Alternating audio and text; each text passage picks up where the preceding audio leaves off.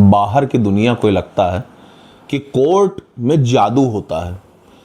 आदमी कोर्ट जाएगा, वकील साहब काला कोट पहन के आएंगे, बहस करेंगे, वहाँ कोई अलादीन का चिराग होगा जिसको वकील साहब घिसेंगे, उसमें से एक जिन्न निकलेगा जो एक आम आदमी की, एक न्यायालय की शरण में आए हुए आदमी की मदद करेगा, उसको न्याय दिलाएगा, उसकी समस्याओं का अंत हो जाएगा। आज मैं आपको बताऊं कि एक मुकदमे में मैं आज गया, हालांकि ये रोज़ की कहानी है, लेकिन मैं आज का आपको एक इंस्टांस देता हूं। एक केस मैंने फाइल किया, एक क्या बल्कि मैंने 2 केसेस आज फाइल किए, फ्रेश मुकदमे थे दोनों, आज ही फाइलिंग की। एक डिस्ट्रिक्ट कोर्ट में था, एक डिस्ट्रिक्ट जज साहब के सामने था, बड़ा मैटर था, सेशन जज के सामने था, और एक ACGM की कोर्ट का मामला था 138 NI एक्ट का। ये तो मेरी खुशकिस्मती थी कि मैंने अपने क्लाइंट को कोर्ट बुलाया हुआ था, एडमिशन की स्टेज थी, उसका आना ज़रूरी था। तो मैंने क्लाइंट से कहा कि भैया एक काम करिए, आप चले आइए, कोर्ट आपको आइडेंटिफाई करेगी, आप अपना ID प्रूफ लेकर के कोर्ट आ जाइए। भाई मैंने उसको 11:30 बजे बुलाया। 12:30 बजे की टाइमिंग थी कोर्ट के बैठने की।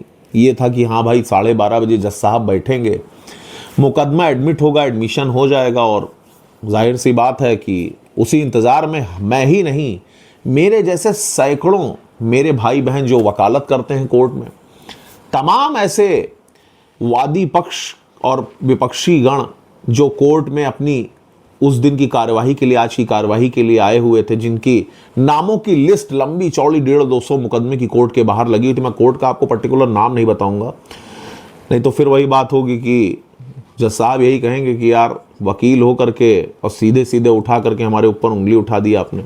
कोई बात नहीं, चलिए, ये सिस्टम ही ऐसा है, तो किसी पर्टिकुलर व्यक्ति के खिलाफ कोई मतलब ही नहीं कुछ बोलने का। लेकिन मैं आपको एक पर्टिकुलर जगह की एक छोटी सी बात कहानी बता रहा हूँ आज की, जो रियल आज मैंने चीज़ आप एज्यूम की, मैं वो आपको शेयर कर रहा हूँ। भाई मेरे 11:30 बजे से 2 बज गए और मेरे जूनियर्स लगातार मेरे पास डिस्ट्रिक्ट जज साहब के यहाँ से फ़ोन करते रहे कि भैया भाग के आइए, यहाँ पर टाइम हो रहा है, यहाँ आइए आइए। लेकिन जज साहब 2 बजे तक नहीं बैठे।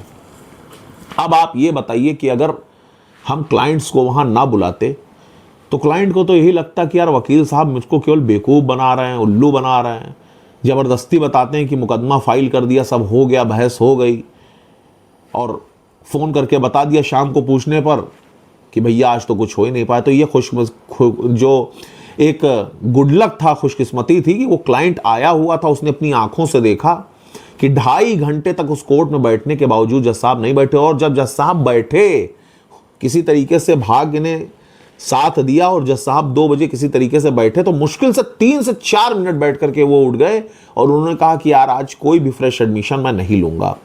और भाई वो फाइल ले करके मैं वापस चलाया, मेरे चेंबर में वो फाइल रखी है, 3-4 दिन बाद अब मैं दोबारा उसको फाइल करूंगा। अभी लिमिटेशन है तो कोई टेंशन की बात नहीं है। लेकिन सोचिए वो जो क्लाइंट, वो जो मुवक्किल, और वही मुवक्किल नहीं, ऐसे तमाम लोग जो उस कोर्ट में आए हुए थे, उनके 2.5 घंटे, वो भी कोर्ट के 2.5 घंटे, वो भी एडवोकेट्स के प्रीमियम 2.5 घंटे, जो वो कहीं दूसरी कोर्ट में जाकर के कहीं दूसरा कोई काम करके यूटिलाइज कर सकते थे, उस समय का क्या। और इस अव्यवस्था को देखने वाला आखिर कौन है? इस जो इम्बैलेंस्ड एक व्यवस्था बनी हुई है, 10 से शाम को 5 बजे की टाइमिंग होती है। टाइम से अगर जजेस बैठ करके अपनी ड्यूटी फॉलो नहीं करेंगे, अगर टाइम से कोर्ट्स में काम नहीं होगा, तो जाहिर सी बात है कि रोज कम से कम 1000 मुकदमे तो कोर्ट में, एक डिस्ट्रिक्ट की कोर्ट में अगर सारी कोर्ट्स मिला ली जाए तो 600-700 मुकदमे नॉर्मली फाइल होते हैं।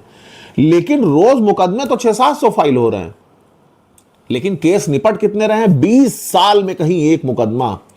तो इसीलिए कोर्ट्स पर लगातार बोझ बढ़ता जा रहा है, बंडलों फाइल बढ़ती जा रही है, देखने वाला कोई है नहीं, मॉनिटरिंग करने वाला कोई है नहीं, कहीं पर भी डिस्ट्रिक्ट कोर्ट्स में CCTV कैमरे की कोई व्यवस्था है नहीं, मोबाइल फोन से अंदर की रिकॉर्डिंग अलाउ पता नहीं क्यों नहीं कर रखी है कि हाँ एक आम आदमी भी एक वीडियो बना करके नॉर्मली शेयर करके अपना दुख कह सके कि देखिए वो सुबह से कोर्ट में खड़ा है, लेकिन जज साहब बैठ करके किसी प्रकार की सुनवाई नहीं कर रहे।